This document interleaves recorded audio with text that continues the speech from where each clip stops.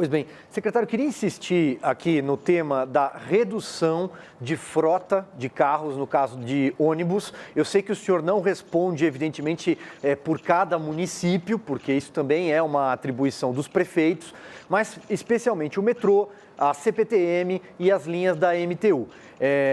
Por que reduzir composições de metrô em linhas muito superlotadas, especialmente a vermelha, por exemplo, que liga lá a região oeste até a periferia da região leste? A integração nessas linhas com os trens, com ônibus municipais, ou seja, as viagens são muito longas. Por que reduzir o número e deixar os terminais mais lotados, deixar os vagões mais cheios, sendo que o distanciamento social é a principal premissa do gabinete da Covid do governo do estado, por exemplo, do centro de contingência? Silvio, nós nunca reduzimos frota, nunca, desde o início da pandemia, desde o início desse nosso diálogo diário, no dia 26 de fevereiro de 2020, das operações do metrô, da CPTM e da MTU. O que ocorreu, Silvio... Secretário, desculpe interromper, não houve redução de composição de metrô? Calma que eu vou lhe explicar. A redução que neste período foi ocasionada, Silvio, foi quando nós tivemos afastamentos de trabalhadores, de empregados do metrô e da CPTM, sobretudo, por estarem pertencentes a grupos de risco. Pessoas acima de 70 anos, depois acima de 65, de 60, com comorbidades, assim como todos os demais trabalhadores. Como exemplo, o metrô tem 975 operadores de trem. Nós tivemos que afastar 178 operadores por pertencerem a grupo de risco. E dessa forma, nós não conseguíamos, em determinados dias, operarmos com todos os trens. Você deu o exemplo da linha vermelha. Nós operamos em um dia normal com 41 trens na linha vermelha, com um intervalo entre cada trem de 119 segundos. Nesse momento, onde houveram os afastamentos dos operadores de trem, assim como os demais, nós operamos com 37 trens, com o intervalo entre os trens, que é o que define o tempo que o passageiro espera na plataforma por um trem passar, de 120 segundos.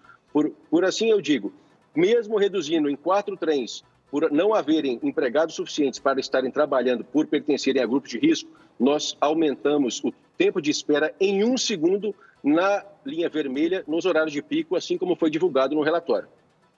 Rodrigo Constantino.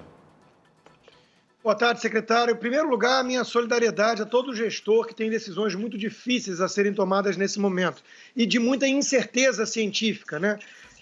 Há um dilema aqui, um trade-off, né? Você permitir ou não aglomerações, mas as pessoas precisam trabalhar e por aí vai. Mas eu insisto num detalhe que eu sei que não é especificamente a sua área, e sim a visão geral de um governo. Qual é a lógica? O senhor apresentou aí um número interessante da troca de ar, isso é interessante. Mas a aglomeração é visível, a toca em superfícies também no transporte público. Qual é a lógica por trás de um governo, né, de um gestor, que mantém transportes públicos, mas proíbe, por exemplo, praias que têm mais troca de ar e menos aglomeração, ou então igrejas, ou então shopping center, né? Eu tenho dificuldade de entender isso. Eu estou aqui na Flórida, o governador DeSantis constatou que o lockdown fracassou. Ele diz que ele não faria nada parecido de novo, e olha que aqui fez uma pequena parte do que fez Nova York ou Califórnia, e com resultados melhores, né? E ele disse que não faria lockdown de novo.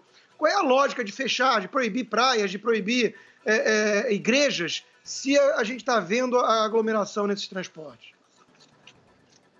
Rodrigo, eu vou repetir aquilo que eu disse inicialmente. Agradeço pela sua manifestação inicial, que nós não temos a expertise para combater uma pandemia de um vírus completamente novo. A gente fala diariamente com sistemas de metrôs que têm a mesma envergadura, a mesma magnitude de São Paulo. Nós temos um comitê que diariamente se comunica para que nós consigamos trocar experiências. Nova York, Londres, Paris, Pequim, Xangai. Nós não temos, Rodrigo, como não transportarmos um alto fluxo, um aglomerado de pessoas da sua origem ao seu destino, e eu falo isso sempre.